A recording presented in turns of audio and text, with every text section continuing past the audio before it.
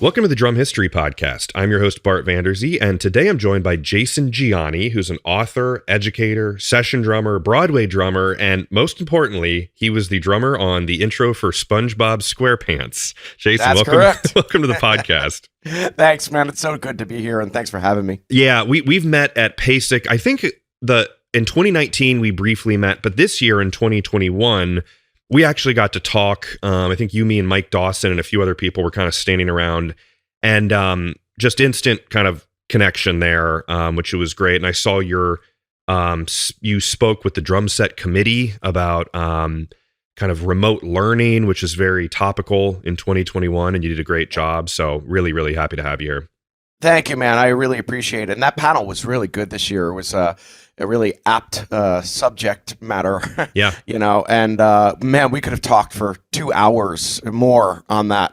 I wish it didn't end so soon, but it was a great panel. Yeah, it flew by. It's the era we live in, where if you're a teacher, you gotta pivot. And people can't see this right now because we're doing a video, but it probably won't get shared. But you have an awesome setup with you might do some playing today. You've got beautiful drum set with mics and everything. So you're set up and ready to go for online lessons, which that's very important.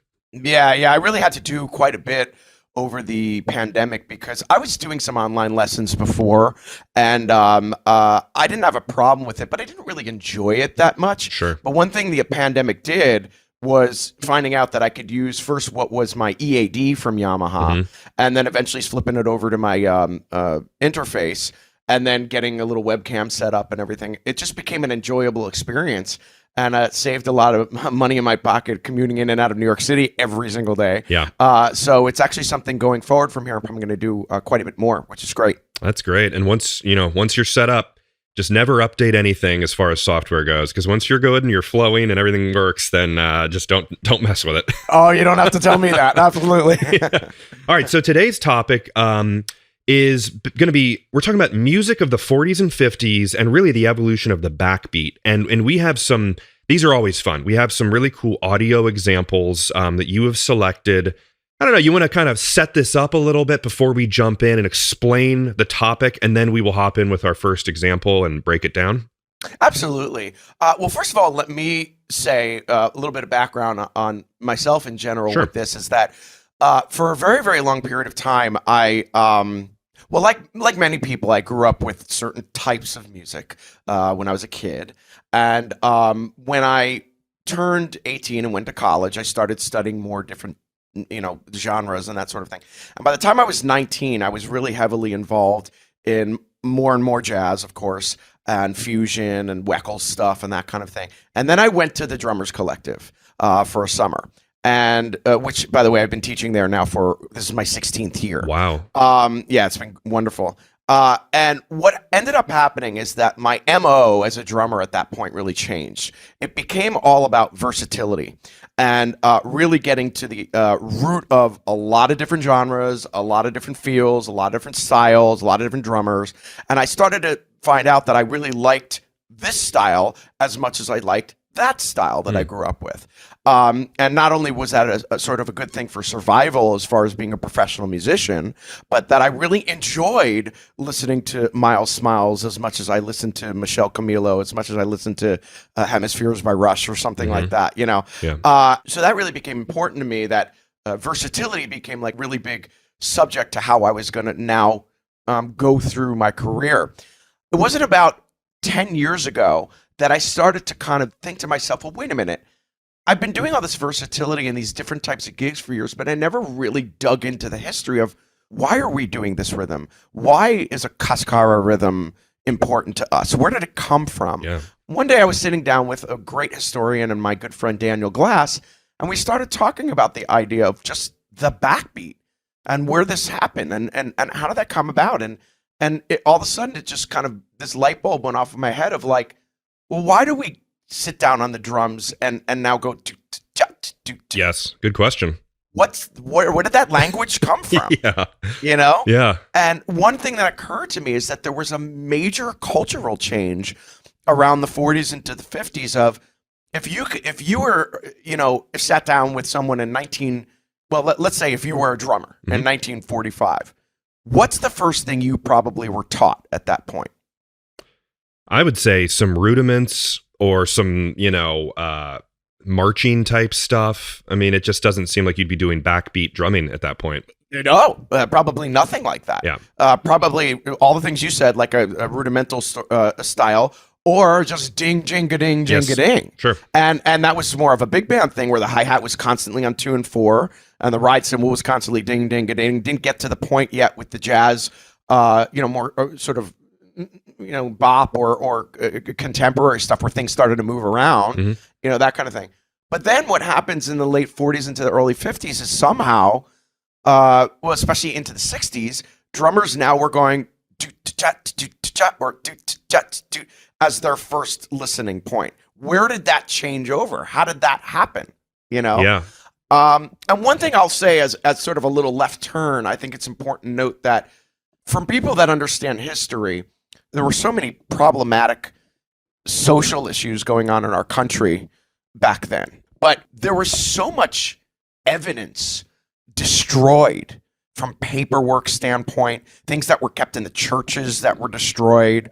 And of course, we didn't have technology then like we do now. So there was a lot of stuff not recorded. So when you think about the person or the idea or the actual moment that something happened, it's hard to really trace and say, this is the person that did it, or this is the first time it happened. No, it would almost be the first recorded time it happened. Right. Or you know what I mean, where maybe someone's always done something first where maybe someone heard it and then it spread, especially in that day and age. But that's a good kind of caveat to all this. Yeah, like I'm a huge fan of Bernard Purdy, and he's a friend of mine, and I use the Purdy shuffle all the time. But is he the first guy that ever put a ghost note into a shuffle? Probably not. That's a good point. Yeah. You know what I mean? Yeah. And I'll always give him credit for that groove, and we'll never take away that name. But it's really hard to really just say, okay, this is the first time. Yeah. So we use this sort of like range of time, and these examples of when we could talk about these type of subjects. And one of the things I've noticed about music, and when we were talking a little bit before this started, was we mentioned, okay, the drummers that changed things. I actually think more it's about the music that changed things, and that like the idea of like the feel of the music and that change in culture was actually more from the music or the composers than the drummers themselves. Yeah. And I have some examples to prove from that. Yeah. Yeah, absolutely. And I think that's a great way to lead into it. So why don't we kick things off here? I have our first track as Strange Things Happening Every Day by Sister Rosetta Tharpe, 1944. And you described it kind of as stylistic history of rock and roll. Anything you want to say before we hear this track? Yeah. So I only actually discovered Sister Rosetta Tharpe about, again, like 10 years ago. And I still haven't listened to a lot of her library, but I've listened to enough of it where she is so ahead of her time, and they call her the godmother of rock and roll. And for those who have not heard her, she's obviously a gospel, blues, southern, composer, but an amazing guitar player. Yeah. If you've ever seen her, she was like so far ahead of her time with that too. Yeah. There's a great video sample of her playing live at like a train station of all places on YouTube. You can see it, and she's so kicking ass, man. It's like amazing how great she was musically. It's this is where those lines start to cross, where you go, okay, it's blues and it's gospel, but there's this like lilt to the music, and there's this attitude to the music that if you just throw like a bopping piano on top and maybe play it a little faster, it's Little Richard. Yeah, man. Exactly.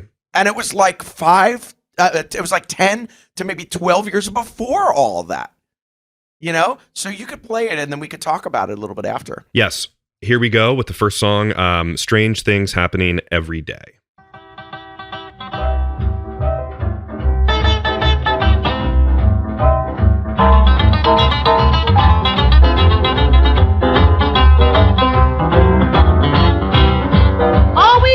church, people say they are in this holy way. There are strange things happening every day. On that last great judgment day, when they drive them all away, there are strange things happening every day. Every day. Every day. Every day. Yeah, man. I mean, it makes your head bob. I defy you to listen to that and not just kind of like, which I mean, it seems more, and just the lyrics and the format of the song is very, I don't want to say pop, but I just mean it's designed to make you move and feel something. Yeah. You know what? One of the things I pick up on when I hear that is like, there's more of a shuffle feel present than just a walking feel from the bass. Yeah. You know what I mean? Yeah, that kind of thing. Yep. And you hear like a brush pattern behind it. Yep. And I always talk to my students when I talk about history, I stand in one place and I immediately hop to another place and say, we didn't go from here to there in like one shot. You know, like, that took like 10, 15, 20 years to get us to like what we do today. Exactly. You know what I mean? Yeah. And so there's like little hints of like, yeah, there's a little bit of like a tiny bit of a backbeat there, a tiny bit of like a strength on 2 and 4 rather than all 4 dum dum dum dum ba-dum, like a walking line. That kind of thing. Yeah, and with most of these recordings, especially from 1944, it's a little hard to differentiate every single instrument, especially with the drums. So kind of keep that in mind. But I'm sure it was brushes, and it's if you listen closely, you can hear it all. But it gets clearer and clearer as we go down the list in time. But man, she's a powerhouse.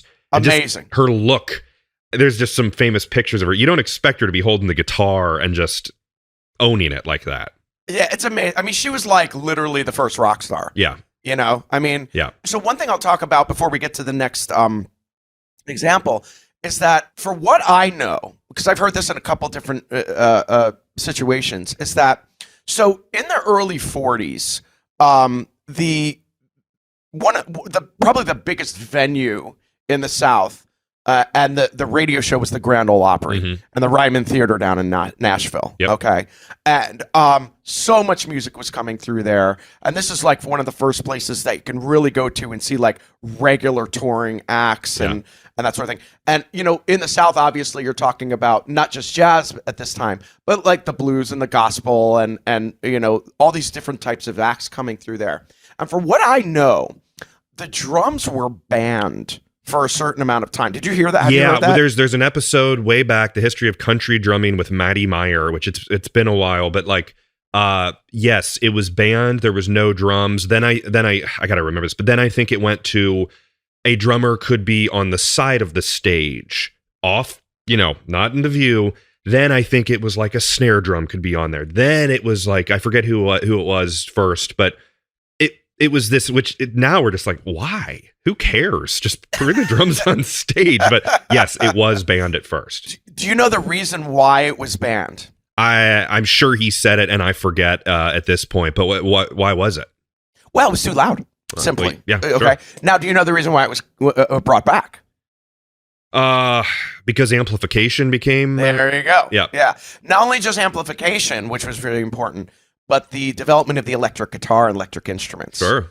I don't remember the very specific day, of course, as we talked about before, but it was somewhere around like 45, 46 or something, where they really started to like promote this electric, you know, guitar was plugged in, amplification, that kind of thing. And I don't know specifically if it was a live thing or remember Grand Ole Opry was a radio program and there was a variety of variety programs and radio programs at that point. So maybe it was something like over the air where they're just like, they can have drums now to sort of boost the sound. You know what I mean? Yeah. So I think there was an element of like, okay, music is getting a little in those days, the definition heavier at the time. You know what I mean? And we can sort of bring them back in again. So it's really interesting how, I always feel like the role of the drums, and this we could take a left turn here for a second. The drumming and rhythm has sort of pushed music in the direction that we know it for many, many, many years. Yeah. I mean, You know I what I think mean? maybe people don't even, it's like subliminal too, where you don't really think about the importance of the drummer, or maybe, the average music listener doesn't realize how important that rhythm and that backbeat is. But it's like you take away the drums from something, then how does it feel? It's not the same. It is not the same at all. Even bass players, which maybe, you think to yourself, oh, that, what is the bass adding? It's like, it adds a lot. You take anything away and it's not nearly as impactful. But yeah, I think you're right. Drummers really did push things forward. Well, like we could even go further back, and I don't want to make this the whole topic of conversation, but obviously everything with rhythm, with hand drums and languages for so many years, and how that was brought over to the southern part of the United States, where the slavery movement, slaves were talking to each other from field to field on the drums. If you go to classical music, Beethoven started with timpani, and Mozart and Haydn with just 1-5-1, 1-5-1, and then you get to Beethoven's Sixth Symphony, which is called the Pastoral Symphony, and timpani starts doing thunder and representing a storm. And by Mahler, they were using like 12 timpani, and it was like melodies and all that kind of stuff. So drums had this huge impact on like where music went to. You know what I mean? Yeah. So it was this sort of symbiotic relationship between what the music was doing in general, the dum ba dum ba dum, and then how the drums fit into that, and bringing them back on stage like we were talking about. It's a really interesting topic we could talk about for like hours, Yeah. I mean, and I don't know, there's something that's just like, you can't even put it into words, the importance of like, you said it originally, and sometimes I think to myself, like, it's like existential, like a drummer going boop, bop, with a band. It's like, what is that? Why is that so important? What? But then again, like I said, you take it away, and then you realize, oh, that's why it's there. But it's just this perfect meshing of these instruments with this backbeat, and it's the most important thing. Without it, you're not moving, you're not feeling. So I think that kind of just inherent, it's in us, that love of that rhythm and that percussion. So there's no escaping it.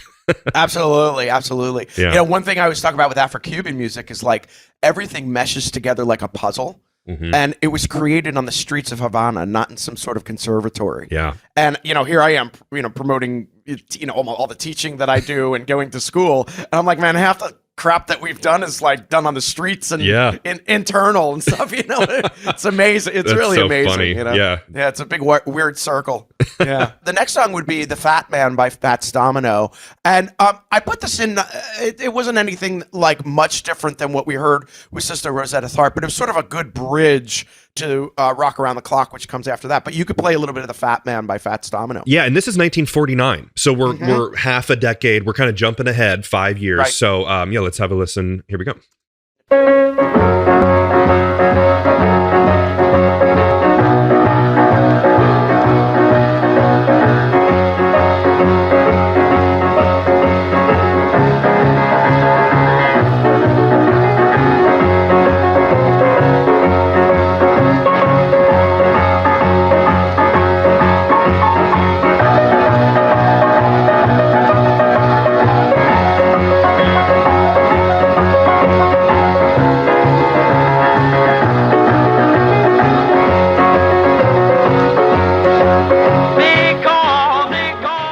Yeah, so the first one kind of had me bumping head like forward. This one has you kind of doing a side to side swing. You can't deny your body the way you move. I've always found that in studio work too, where it's like you could change a mix a little bit, and then you see people start moving a different way, and that is like natural. That's like follow your body, Yeah.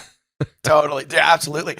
I put that one in because for a couple of reasons. Number one, Fats Domino was a New Orleans musician, and I often find like he's a little bit forgotten about in regards to the beginnings of rock and roll and the soul thing and the blues thing, and how like if again you listen to that piano. All right, so now Sister Rosetta Tharpe was the guitar. Yep. Now it's piano, and to me again it's like that's again Little Richard. Make it faster.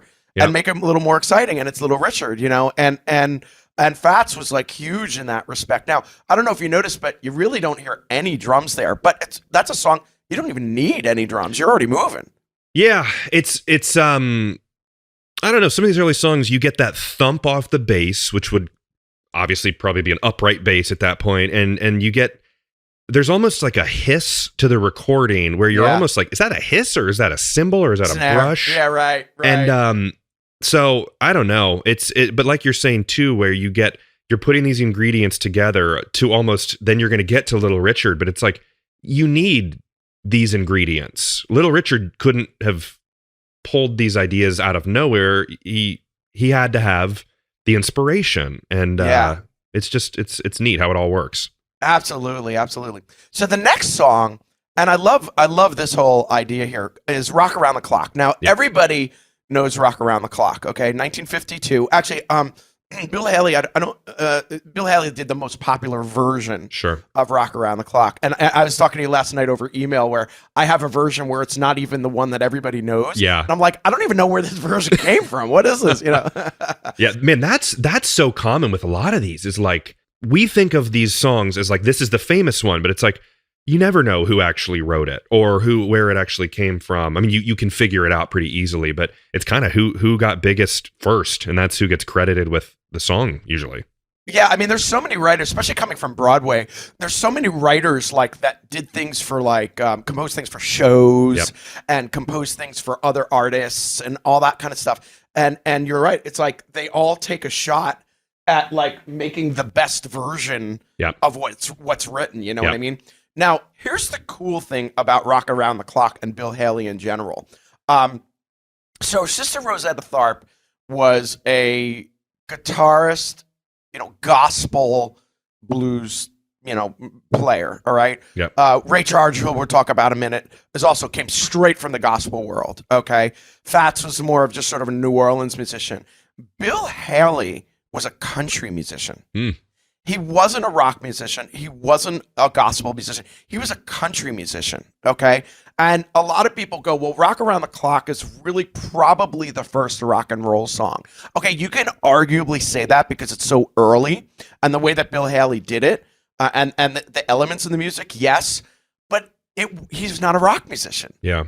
So it's interesting how a lot of this stuff sort of all collapsed on society from so many different parts of the world, parts of the the people, the black community, the white community, the different type of musical communities. Sure. Again, like I was saying before, we didn't just start here and jump over to here and we ended up here. It's a conglomeration of a lot of things. Now, one of the things about the rhythm of this song is that, and I'm sorry, I'm forgetting the term, but there was a term that guitarists used to do at the time where they used to put a dollar bill in their guitar.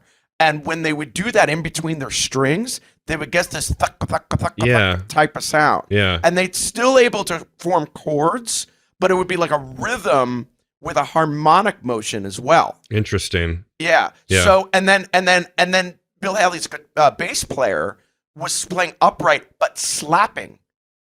So you have that kind of, that whole kind of thing. And that was totally creating this open door for the drums to come through and duplicate what was going on. Now, we still didn't quite have the doom-ga, that kind of thing, but we have like sort of like a displaced sort of thing that the drums were doing. And then there is one artist I want to talk about after this that I don't have the list. We'll talk about that in a second. But why don't you play that and you'll hear all those rhythms in there. 1, 2, 3 o'clock, 4 o'clock, rock. 5, 6, 7 o'clock, 8 o'clock, rock. 9, 10, 11 o'clock, 12 o'clock, rock. We're gonna rock around the clock tonight. Put your glad rags on, join me home. We'll have some fun when the clock strikes 1. We're gonna rock around the clock tonight. We're gonna rock, rock, rock till broad daylight. We're gonna rock around the clock tonight.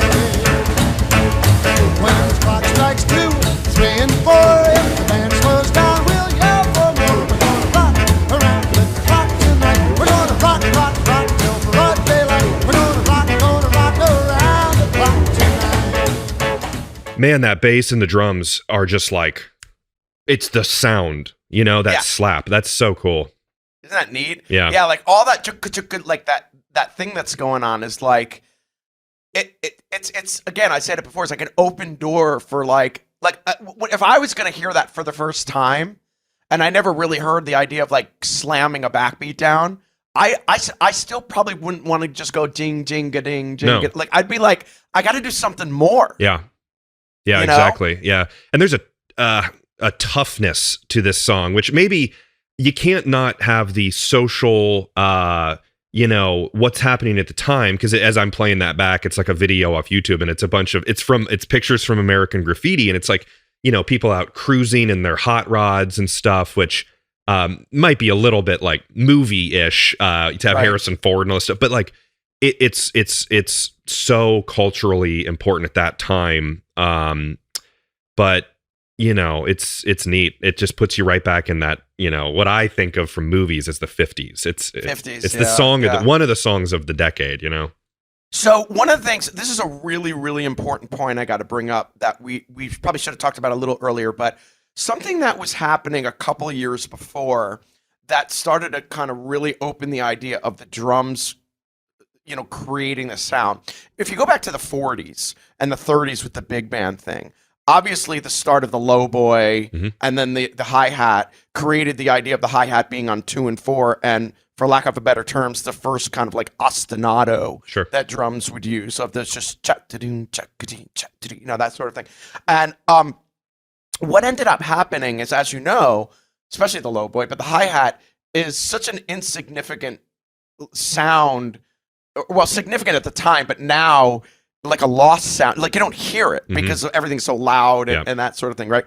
So what ended up happening in a big band, especially a big band, as the bands got bigger and louder, is the hi-hat started to get lost. So before we got to the drums actually playing what we know as the 2 and 4, guys like Louis Jordan, saxophonist, Lionel Hampton, a lot of band leaders started using hand claps as replacement for the hi-hat, or duplicating the hi-hat. Sure. And you could see some old videos of the whole big band putting their instruments down and clapping their hands.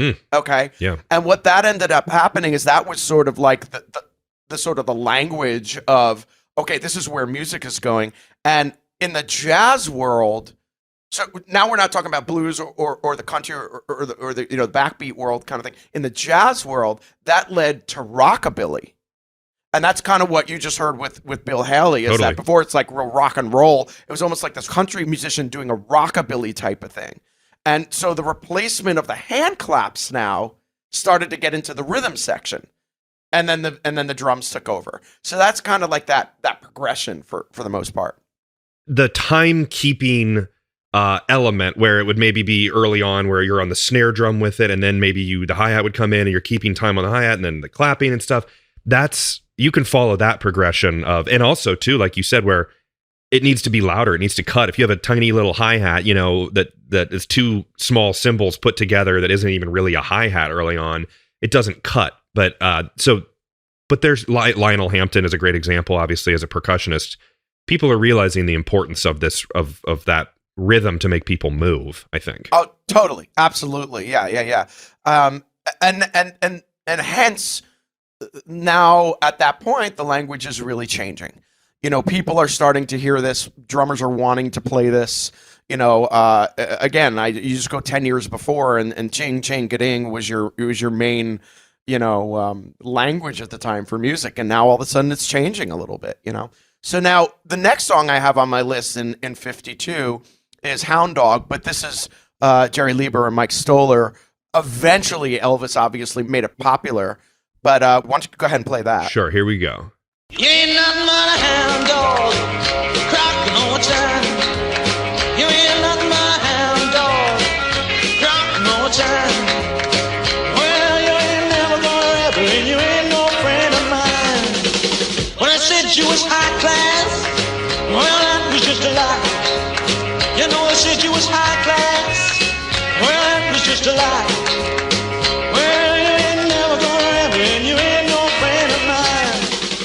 Nice. Yeah. It really, that's drums. You know what I mean? That's like using the instrument, and I'm sure other songs had too, but that's using the instrument as a real element of the song, not just a backbeat kind of like, keep things moving, like that snare, that fill right there at the end. The fills, yeah. It's more real and modern.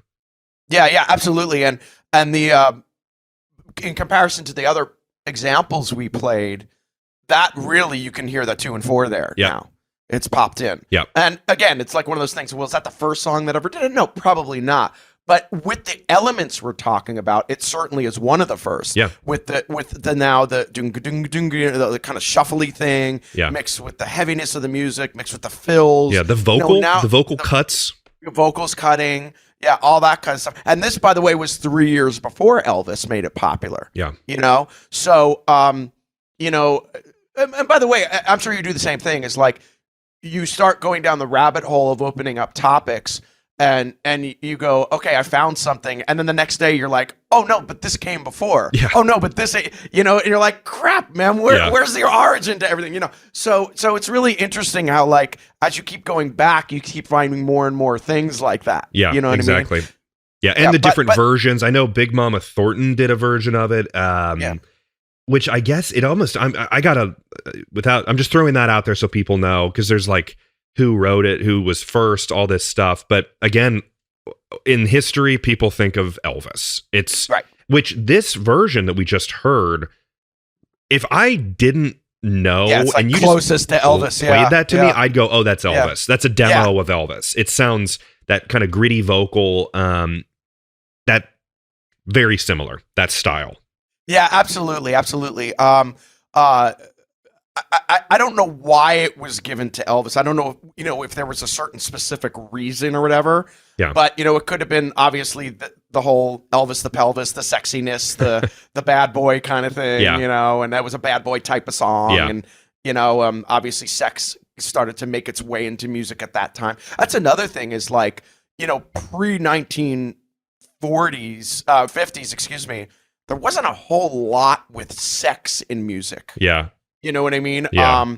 There's a song in the late 30s called "Let Me Rock and Roll You" by the something sisters. I'm totally drawing a blank right now. But it's supposedly one of the first times that like rock and roll was used in the title of a song. Oh, that's cool. Yeah, and people started to kind of speculate what that meant. You know what I mean? Yeah. And even Alan Freed, when he got on the radio, started going like, hey, rock and roll, man, and people were like, well, what does that really mean? And then it was like the whole, well, is there this connection to like a van rocking and rolling and having sex in that van, that kind of thing, and music funny. Just got more bad, you know what I mean? Yeah, So, exactly. Because people, I mean, again, you think of like American Graffiti, which I think everyone knows, but it's obviously a great movie, George Lucas and other, a lot of stars in it, but it's like that we're now going to be, this is our music. It's kind of like people start to get their independence. There's like sexual revolutions and all that stuff. So the music, yeah, of course, music, what came first? The kids wanting to do it, or did the music push things forward? Who you can't really tell, but that's absolutely, sexuality is for sure a part of it. Well, it was certainly a combination of a lot of things landing together. And here's a real big thing that I talk about rock and roll. I think is a major, immense thing. Is that I read an article a couple years ago about the fact that in the beginning of World War II, there was something like 43,000 TVs throughout Europe or something like created, right? Yeah. And with the whole Industrial Revolution and all the jobs created throughout this time in World War II, by the end of World War II, it was like 1 million. So it kind of went up this big slope, right? And then by the end of World War II, up to like the early 50s, it got up to like somewhere it went from like 1 million to 10 million to like 50 million. Wow. Or 60 million. And then worldwide, there was this massive climb. So media became a huge thing with the success of like, the teens getting into like the new forms of music. Mm-hmm. And of course, Elvis coming out and shaking, Elvis was like the first person to like, you see the hips shake on TV. Yeah. There's a really funny episode of The Honeymooners. I don't know if you watch The Honeymooners. Not as much as I should. Oh my God. It's one of my favorite shows. But you've probably seen like Ralph dresses up. It's a famous, scene from Back to the Future where Ralph is in this weird costume, and he's dressed like a pinball machine, and then Alice comes out and she's dressed as a little teeny bopper girl, and Audrey Meadows had gorgeous legs, and she had this really high skirt on, and he goes, "Where's the rest of that?" And she goes, "That's part of my costume." He goes, "Your knees are showing," and in 1954, like no woman looked like They Yeah. didn't show that on TV. Yeah. No, You know what I absolutely mean? not. I mean, they'd be like, that's like back when they're measuring the length of your like bathing suit to make sure it's long enough. And, you were mentioning TVs, and I thought of Back to the Future too, where they're like, first off, they were like, oh, it's a rerun. And they're like, what's a rerun? And then they say, oh, we've got 2 TVs. And he's like, he's joking, honey. No one has 2 TVs.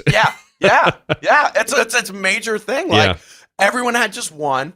And like in the 40s, the families would crowd around their radio during Grand Ole Opry or something like that and listen in, right? And then when the TVs came out, it was like this massive revolution. And then you combine it with the teenagers and the badness of the music and the Elvis shaking his hips, and it just changed everything. Yeah, and you can see who you're emulating. You can for sure. You can visually see, I'm going to slick my hair back now. I'm going to start gyrating my hips uncontrollably. Like all this. So, all right, well let's move on here. The next song on the list was I Got a Woman by Ray Charles. And it actually, you know what? Play it, because there's one thing I want to talk about that. Go ahead and play that one, 1954. Well, I got a woman way over town that's good to me. Oh, yeah. Say, I got a woman way over town, good to me. Oh, yeah. She give me money when I'm in need. Yeah, she's a kind of friend indeed. Man, boom, ba ba boom, ba ba boom, ba ba boom. Right? Awesome. Now you got that double backbeat kind of thing. Yeah. Which is like when you think of shuffles, like the Lido shuffle or something like, by Carl. Sure. That ducka, that kind of thing. Yep. It's like that was probably the root of that idea, and when you hear James Brown talk about the idea of like, the double backbeat or like things shifting around or funky drummer or going da-da, that kind of thing. He listened to Ray Charles, and a lot of times Ray Charles this song is actually known as the beginning of funk. Interesting. Believe it or not. Wow. Yeah. Yeah, a lot of funk players look back to I Got a Woman and go, hey, that's where things started to really change with the versatility of the backbeat now. Not just going goom crack, but like a goom gaka, that sort of thing. Really cool history there. Yeah, and I wonder if the player, who I should know the drummer on that, but if they realize the importance of what they're doing at the time is a conscious choice, or if it's like, sometimes when you sit down at the drums and you play, you can't even really, you're not even deciding what to play. It's just coming out of you. You know what I mean? Like it just happens. I would imagine that cultural, historical impact isn't really in your mind when you're recording that song with Ray Charles. It just felt right and happened, and it just so happened to change, music. Well, I'll play you something real quick, and I'll tell you a funny story about this. Yeah. So do you know what this is? You know what that's called? I've heard, I know that pattern. Yeah, it's called the fat back beat. Okay. And then if you listen to this, yeah, you got some that's James called Brown. Sweat by James Brown, right? Yes, exactly. Okay, so here's the coolest story about this. So, and it sort of answers your question, is that apparently, and again, it's like who did this first, but when you were down in the South and you were playing in the clubs down there, the drums were often set up right near the kitchen. And down in the South, one of the things that was the popular thing to do was to, fry the pig in the oil. Okay. Yeah. So what they would do is they would throw the back of the pig, or the all the meat of the back of the pig into the oil, and it would create this plop, plop, plop, plop, plop, this popping sound, right? Yeah. And somebody said to the drummer, create a groove that would reflect what you're hearing in the kitchen. That's awesome. Isn't that amazing? Wow. That's so cool. I mean, but we've all had that where you hear like, a drip in the kitchen or something, and you go, that's a rhythm right there. Yeah, that's like you're trying to follow it. That's so cool. Yeah. So that idea of like the displaced groove. Yeah. Or the changing of the backbeat was now the roots of funk. and dance, the 60s, early 60s dance, which was funk, or that soul, that kind of thing. You know what I mean? Yeah, I feel like if you displace the second, the four or whatever a little bit, it makes the one hit harder. You know what I mean? Like once you get back on, I feel like that's the whole thing, is to just like tie it all back together like that. Well, remember everything in music. Remember what drumming or music was in general. Even back like thousands of years, it accompanied dance. Yeah, that was the whole point of it, right? So even rhythms like, like the seven, the Greek sevens and 11s and things like that. That was all like hip movement. Or when you break up a rhythm, 1 2 1 2 1 2 3 1 2 1 2 1 2 3. The idea of having a bigger grouping was so the man could spin or dip the woman in a dance. Wow. You know what I mean? So like the idea of all that moving around shaped not only music, but shaped the rhythms and the feel of music as well. You know what I mean? So like based on what you were saying before, I wonder if like culturally we were thinking of this kind of stuff. I don't know if there was a like I'm going to school theory type of thought of it, but I think there was definitely some sort of thought to like, what's going on in our culture, what's going on around us. You know what I mean? Yeah. What are our the surroundings were a big thing. Yeah. That time they weren't playing Madison Square Garden. Sure. They were playing The Kitchen on Bourbon Street in New Orleans. Yeah. And that's a very, very different surrounding than what we have now. And that definitely was an ingredient to where music was going, for sure. Yeah. Yeah, absolutely. And that's also one thing too, where for it to spread like it did, it's someone heard it, then they applied it to what they're doing, then they applied it to what they're doing. It's not on MTV. It has to spread naturally over a relatively, long course of time, couple years or so, but it doesn't, I don't know, you're not as inundated with everything as you are today, where it's less impressive. You're kind of, we're washed over with everything through media. So it's more impactful when you hear it that way. Oh, well, I mean, geez, man, I could sneeze right now and someone in Germany would hear it in like a half an hour on YouTube. You know what I mean? Absolutely. So, but, then the way to pick up on this stuff was to go see people. You know what I mean? You'd have to actually go, or you'd be lucky enough to have a record cut, at that point. Yeah, which that's not as easy as, you're so right there. To get a record cut, it's expensive, or it's not the same as today, where we could record an album right now remotely using Zoom. It's a very different time. That's for sure. Well, I didn't do enough, but I did a little research on record companies, and apparently Columbia was out in like the early to mid 30s or something like that. Like I went back pretty far. Yeah, but we're not talking about the massive conglomerates that we know today. We're talking about literally like starting with like, you saw like Oh Brother Where Art Thou? Yeah, exactly. Yeah. Where they're cutting it like in the studio or on wax, or, they're singing into a can, stuff like that, So, to have those recordings at the time were sort of like a treasure, know? Yeah. And it really wasn't until like the 50s that like those record companies became very wealthy, and like payola started, and all that type of stuff started. You know? An industry when there's money, when there's the opportunity to make a lot of money, that's when the kind of seedy underbelly can rear its head. But yeah, it's amazing to think too of like when some of these great recordings happened, there was one pressing of it at first, and then that's the master that was played around, and it's just impressive that if you cut through at that point, it's more, I don't say it's more impressive, but it was harder to get the publicity that was necessary to become a star, which a lot of people did, such as our next person here. There you go. Yeah. Yeah, Mr. Elvis Presley, who we talked about a little bit before with Hound Dog, but now we're going to have a classic Elvis song. You want to set this one up at all, or you want to hear it first? Let's play it first, because I want to talk about it right after. Okay, so here's Jailhouse Rock, Elvis Presley, 1957.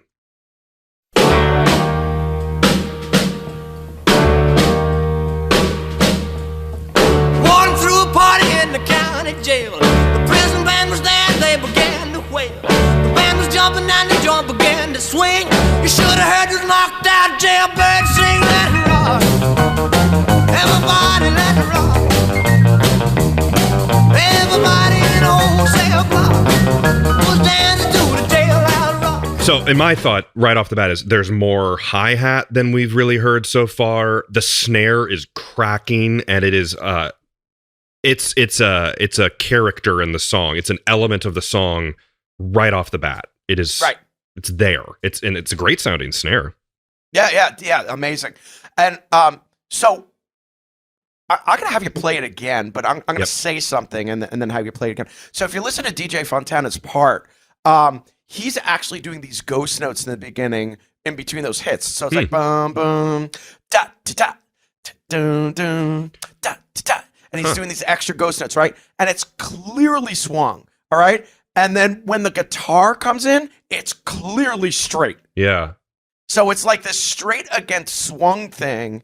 And I always draw this little thing on the whiteboard when I'm talking about history with my students, where I draw like sort of like steps where between this time and the end of the 50s into the 60s, there was this weird period of time where music is just sort of slowly gravitating from swung to straight.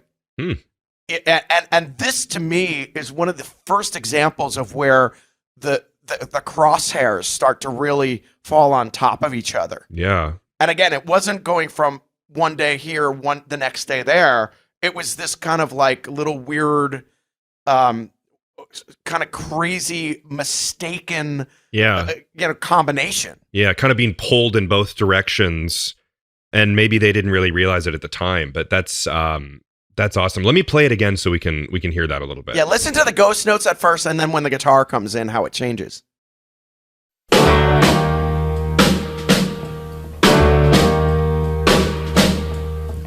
Walking through a party in the county jail. The prison band was there, they began to wail. The band was jumping and the joint began to swing. You should have heard this knocked out jailbird sing. Let it rock, everybody let it rock. Yeah, that's a good point. I mean, I never would have noticed that. That da da da. Yeah, very, very kind of. I don't know. You feel different with that. It's kind of polarizing. It that guitar sort of pulls you back. How would you? I wonder how it would have changed the song if the guitar was swung a little bit more dun dun dun dun dun dun dun dun, as opposed to the straightness. I kind of like the straight feel with that guitar. I love it. And, it's really emblematic of like what was going on in New Orleans even earlier in the 20s with what we call the crack, playing in the crack, where we're not really straight and we're not really swung. And this is another thing I draw on the board with my history descriptions. It's like, if you draw a straight line, okay, and then you put like, a bar line at one end, a bar line another, and you put straight on one side and swung on the other.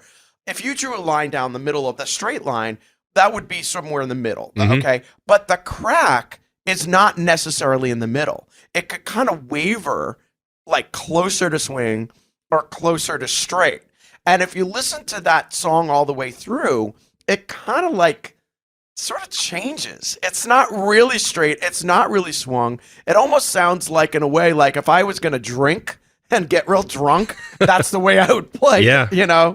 It wouldn't be locked in. And that's really hard for me because as someone who's a session drummer, I feel like I got to really lock into something and play something straight through. Which is, I mean, that's the double-edged sword of modern click track, pristine session drumming is you probably wouldn't get something like that, whereas these guys back then were having, either no click or you're following someone's foot.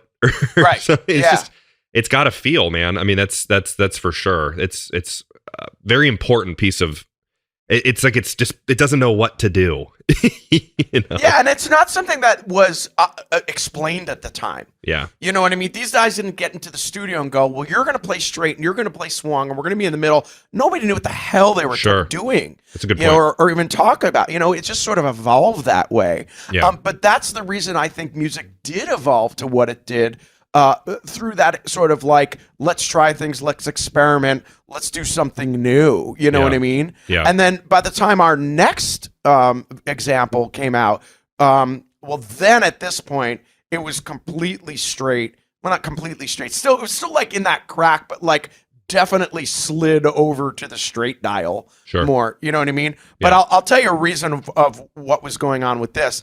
So this is "Keep a Knockin'" by Little Richard, and for anybody that knows about this, this is the famous introduction by Charles Connor on drums, who John Bonham took and played for Rock and Roll by Led Zeppelin. But it started here, which is "Keep a Knockin'" by Little Richard. Yeah, here we go.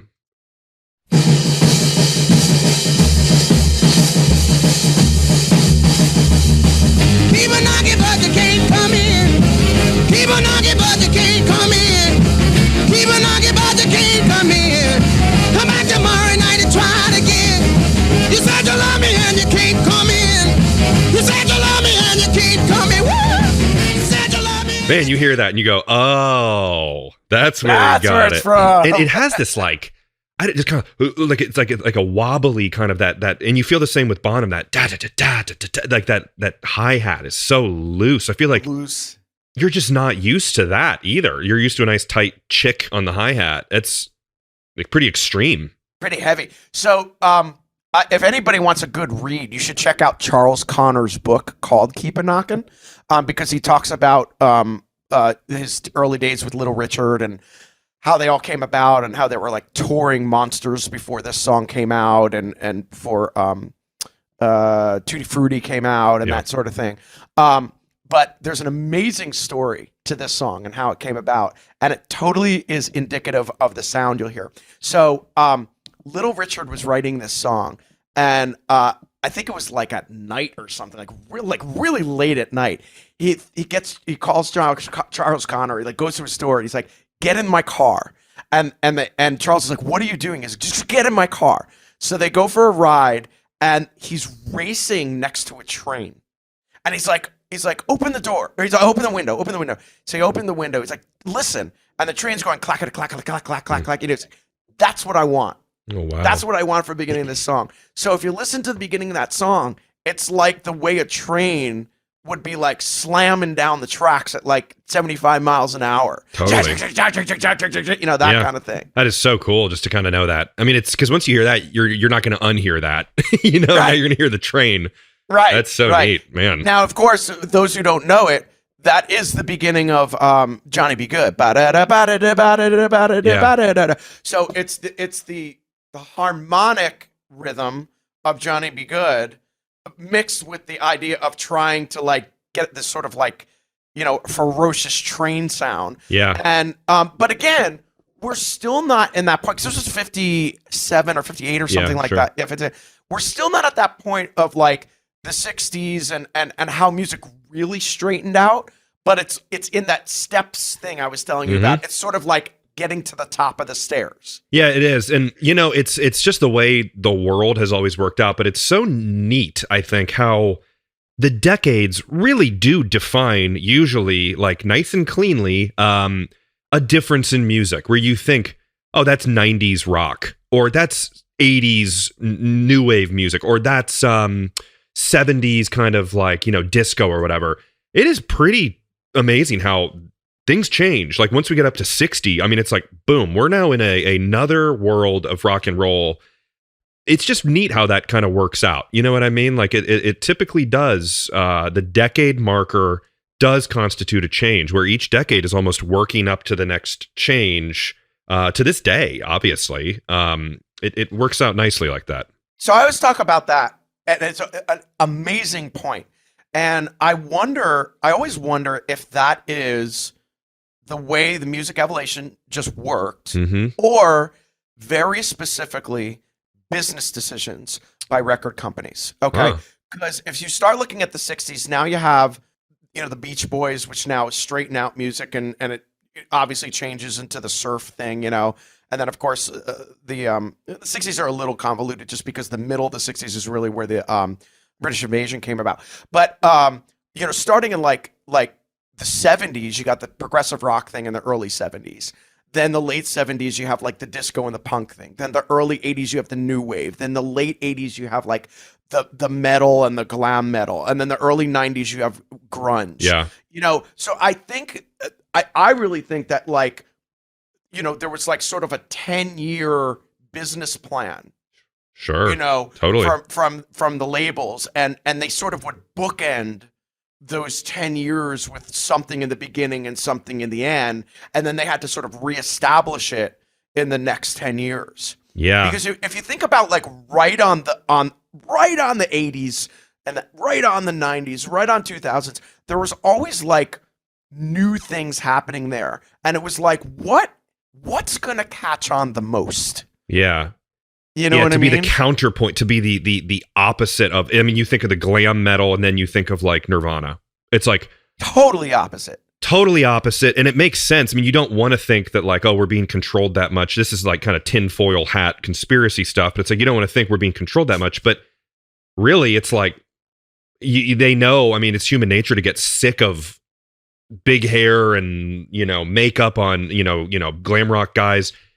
So boom, here's flannel and boots and kind of a downer music. It's almost like, if this is popular, let's do the opposite. I mean, so how would you describe it then with, we got this kind of happy-go-lucky Little Richard kind of like music into the 60s. What would be our next counter? Because this kind of music, it continued on, but what do you think in the 60s was the big, you know, in 1960, what would have hit that would have changed from this type of sound? There was a very interesting time during the late 50s, and that is obviously the first thing that happened was the day the music died, the big plane crash with Richie Valens and Buddy Holly and Big Bopper, and that was a major thing because like a very big part of rock and roll literally died. Sure, the progression of rock and roll. Elvis went to the Army. So for 2 years, he started literally like cutting his music, like not doing anything in music for like 2 years. Okay. And if you read the Charles Connors book again, Little Richard, one of his plane rides, an engine went out and he thought that they were going to crash. So he ended up finding God and the Bible.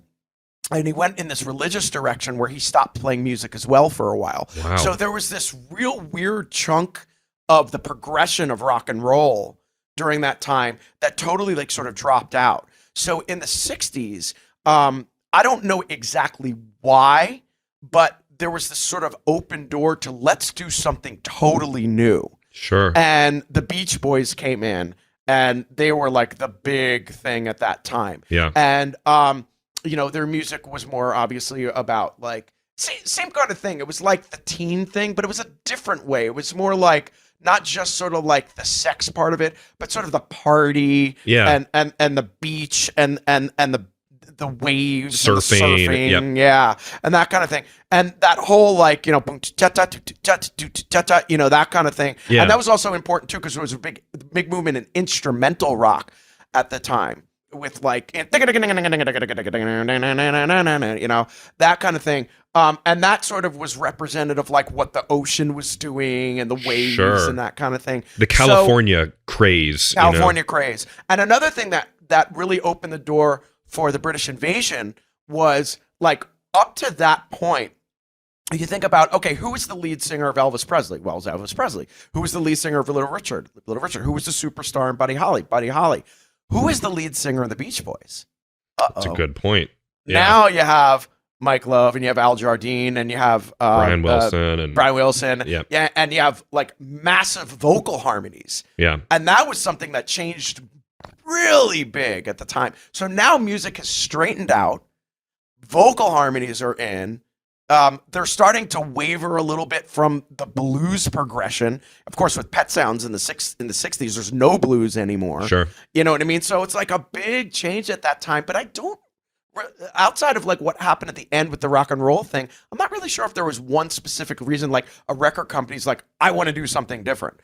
You know what I mean? It's hard to say. Yeah, but those are great answers though, because there is usually, I mean, even like you said, the day the music died. I mean, there's just certain things that happen that it's all very, I don't don't know if serendipitous is the right word. It is kind of all, it just is, it's meant to be. It happens. And I hope that it's not all just the record companies controlling us behind the, but like culturally things change. Sure. It's awesome. And I think we're pretty close to the end here. I think it's neat to just look at that progression from the beginning to, we were in the early 40s to 57 there, and recording quality got better, gear changed, the amount of focus on drumming and instruments changed, the style of singing changed. I feel like people got more confidence. It's racially, I think things changed, sometimes for better or worse, but I think there was more stars of different, not just white guys and girls. So it's a really, really neat time that we've been able to look at. Now, as we're, wrapping up here, Jason, why don't you kind of tell people what you got going on, what you're working on, where they can see you if they're in the New York area, New Jersey area too. So tell us about you a little bit and what you got going on.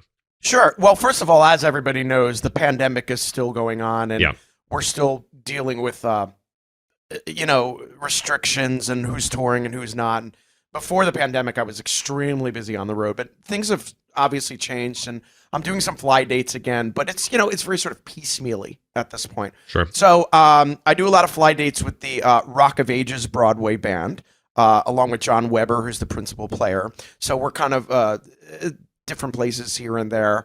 I play pretty regularly with a violinist named Mark Wood, who is the original violinist of the Trans-Siberian Orchestra, cool. who I played with for 2 years. And I'm on the road with him quite a bit. But again, not as busy as it was before. And I sub on a couple of different Broadway shows, Rock of Ages, Little Shop of Horrors. Matter of fact, I just played a 4 or 5 show weekend with them, and I'm exhausted today. I'm like, I'm seeing little yellow dots in my music all over the place. And I teach at the Collective in New York City in New School. And I'm trying to think of other things. And right now I'm just spacing. No, sure. I mean, if people want to take a lesson with you online, is that possible? Where can they find you? Absolutely. Yeah. Please contact me at my email, jason@drummersbible.com. That's my book. Many of you may have seen it, The Drummer's Bible. But yes, I am doing more and more online lessons these days.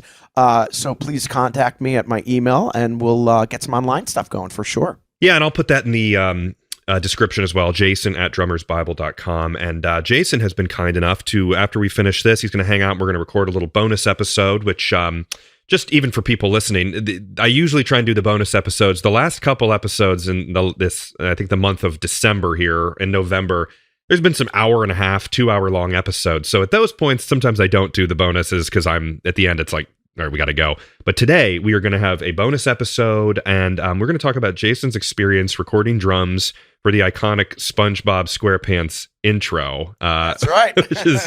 I'm excited to hear this story. So if you want to sign up and hear this bonus episode and some others, go to drumhistorypodcast.com. There's a little Patreon link. I think it says become a patron on there. And for as little as $2 a month, you can get that. So Jason, well, thank you so much. I'm really glad we actually formally met and talked and set this up, because you are just a truly passionate guy and all about the drums, like all of us. So thank you so much for taking the time to be here today. It was such a pleasure, man. I love these podcasts, and I've seen your work before, and you're so good at what you do. And thank you so much for not only having me, but keeping the spirit of this alive, because, with the technology, drummers are starting to lose work. I've always been losing work for the last 20 or 30 years. Yeah. And it's people like you and podcasts like this that keep it going. So thank you, man. My pleasure. Thank you for the kind words. And thanks again for everyone for listening. And Jason and I are going to hop over and do the bonus. So thank you, Jason. Awesome. See you guys soon. If you like this podcast, find me on social media at Drum History, and please share, rate, and leave a review. And let me know topics that you would like to learn about in the future. Until next time, keep on learning.